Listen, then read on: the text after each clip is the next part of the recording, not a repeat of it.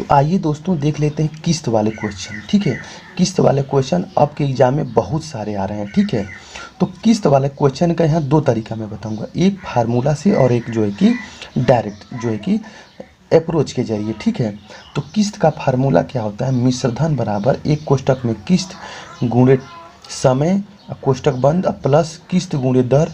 ठीक है, कोष्टक में T1 - 1, ये सब चीज़ें मैं क्वेश्चन के जरिए आपको समझा दूंगा। ठीक है, पहले आइए देख लीजिए क्वेश्चन।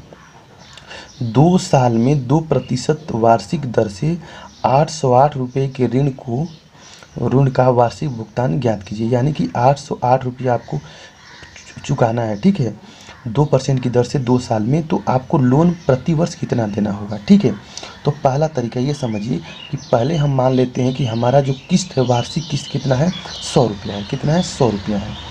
कितना है, 100 रुपया है। तो अगले साल कितना हो जाएगा, 102। क्यों, क्योंकि हमारा जो रेट है वो 2% है, यानी 100 रुपया पर 2 रुपया देना है।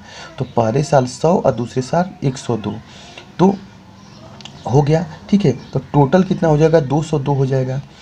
202 हमें भुगतान करना है, लेकिन हमें तो भुगतान 808 रुपया करना है। तो 202 की वैल्यू 808 के बराबर होगी, तो 1 की वैल्यू 4 के बराबर होगी। या ये हम कह सकते हैं कि 202 का 4 गुना 808 होता है। तो हमारा जो वार्षिक किस्त है 100 रुपया है, तो 100 रुपये का 4 गुना 400 हो जाएगा। यानी कि 400 रुपया अगर आप 2 साल के लिए लिए हैं 2% को, तो आपको 808 रुपया चुकाना पड़ेगा। ठीक है, समझ में आया, चुकाना पड़ेगा हर साल 400 रुपया, 400 रुपया चुकाना होगा, तो 800 हो जाएगा। 8 रुपया आपको रेट देना पड़ेगा, उसका ब्याज देना पड़ेगा। ठीक है, ठीक है। अब देखिए ये हो गया आपका रेट 5%, आपको समय 4 साल के लिए दिया गया है और 10,750 रुपया आपको चुकाना है। ठीक है, तो मैंने बताया था क्या करना है आपको, 100 रुपया वार्षिक किस्त हो गया, अगले साल 105, फिर अगले साल 102, फिर अगले साल 115 हो गया। ठीक है, 4 साल में टोटल जब जोड़ेंगे तो कितना हो जाएगा आपका, टोटल कितना हो जाएगा, 430 हो जाएगा। ठीक है, तो 430 तो हम नहीं लिए हैं, हम तो लिए हैं 10,750, तो 430 का वैल्यू 10,750 के बराबर हो जाएगा। तो 1 की वैल्यू 25 के बराबर हो जाएगी, तो 100 की वैल्यू 2500 हो जाएगी। यानी कि हमारी वार्षिक किस्त कितनी हो जाएगी, 2500 हो जाएगी। ठीक है, अब देखिए यहाँ पर समझिए, अब यहाँ पर मैं और बेहतरीन ढंग से आपको समझाऊंगा। ठीक है, देखिए यहाँ पर एक क्वेश्चन है, यहाँ पर एक क्वेश्चन, फार्मूले से बताऊंगा और फिर उसके बाद आपको जो है कि सूत्र के जरिए बताऊंगा। ठीक है, अब देखिए 3600 रुपया का ऋण है, 5 वर्ष के लिए है, 10% पर। तो बताना कि वार्षिक किस्त क्या होगी, वार्षिक किस्त क्या होगी।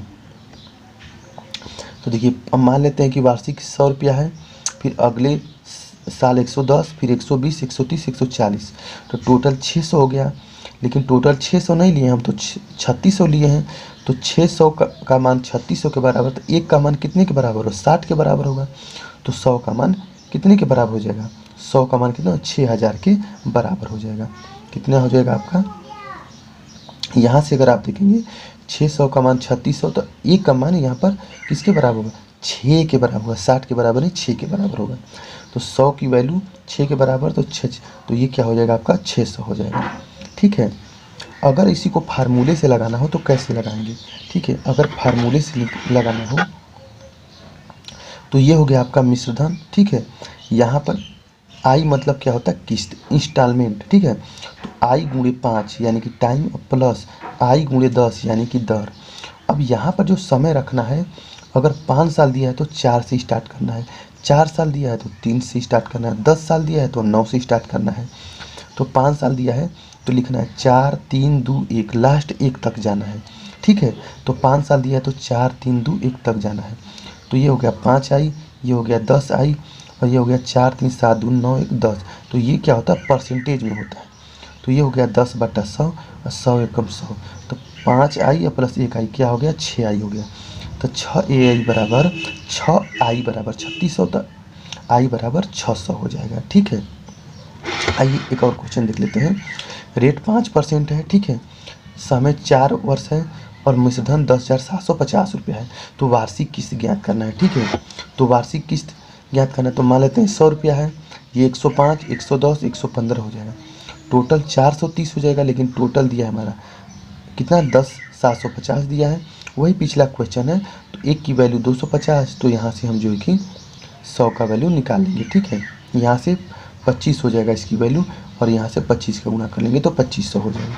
अगर इसी को फार्मूले के थ्रू लगाना हो तो कैसे लगाएंगे, तो ए बराबर क्या हो जाएगा, यही ए बराबर 10,750, ये हो जाएगा 4x मान लेते हैं या आई मान लीजिए कुछ भी, 5x हो जाएगा। देखिए 4 है तो 3 से स्टार्ट किए, 3 2 5 1 6, तो 6 5 30, 30% हो जाएगा, 30/100 हो जाएगा। तो जब इसको हल करेंगे तो 430 और x का मान निकाल लेंगे तो 2500 आ जाएगा, ठीक है। अब देखिए यहाँ पर क्वेश्चन क्या हो जाता है, पूछ देता है कि समय दिया रहेगा, ऋण दिया रहेगा और रेट पूछ देगा और वार्षिक किस्त दिया रहेगा, तब आपका दिमाग जाता है चक्रिया। तो हमको कैसे लगाना है, तो मिश्रधन की जगह मिश्रधन, किस्त की जगह 6 और टाइम की जगह 5, ठीक है। अब प्लस किस्त गुणे दर यानी 600 गुणे आर, गुणे वही चीज़ है 5 साल है तो 4 से स्टार्ट करेंगे, 4 3 7 3 10, ठीक है। तो 10% हो जाएगा, ठीक है। ये क्या हो गया, 10% हो गया।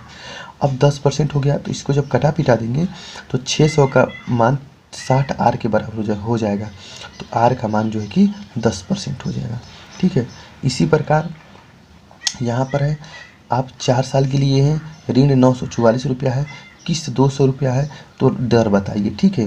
तो मिश्रधन कितना है 944, तो दो बराबर 200 गुणे 4 यानी किस्त गुणे समय, अब प्लस यहाँ आई गुणे आर यानी कि आपका दर गुणे आर यानी 200 गुणे आर, और यहाँ 4 साल के लिए तो 3 से स्टार्ट करेंगे, तो 3 2 5 1 6 हो जाएगा, यानी कि 200 आर का 6% निकालेंगे, और निकालने के बाद 944 में से 800 घटा देंगे तो 144 आ जाएगा, और जब इसको कटा देंगे तो 100 दूने 200 और 6 दूना 12, यानी कि 12 आर बराबर 144, तो आर बराबर 12% हो जाएगा।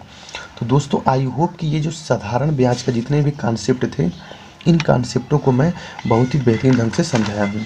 दोस्तों अगर फिर भी ना आए तो आप कमेंट बॉक्स में कमेंट कीजिएगा, मैं ज़रूर बताऊँगा। अगला जो वीडियो होगा वो चक्रवृद्धि ब्याज का होगा। अगर आप चैनल पर नए हो तो इस चैनल को सब्सक्राइब कीजिएगा और अपने दोस्तों के साथ शेयर कीजिएगा। जय हिंद, जय भारत।